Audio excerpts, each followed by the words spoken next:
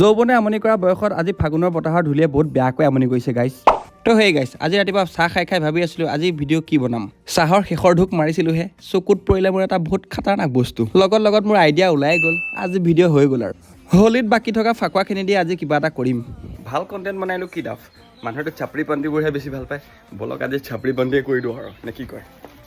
ইনষ্টাগ্ৰামত দেখিছিলোঁ বাইকৰ চাইলেঞ্চাৰত হোলী ভৰাই কিছুমান মানুহে একদম পুৰা লাখ ভিউজ লৈ আছে। কিমান দূৰ সঁচা আজি চাওঁ আহকচোন।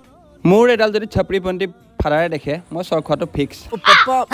বাইকখন ষ্টাৰ্ট দিম, কেনেকুৱা আহে মই শ্ল' মোশ্যনত আপোনালোকক দেখাই আছোঁ।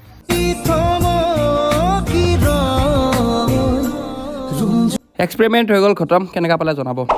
আজি পিছে বতৰটো ভাল, কিন্তু ফাগুনৰ পচোৱা বতাহে মানে আজি পাব যেন লাগিছে। বাহ কৈছিলোঁহে, জাপিটোক প্ৰথমতেই পালে, বতাহতে সৰি পৰিলে। ব'লক এতিয়া দোকানলৈকে যাওঁ।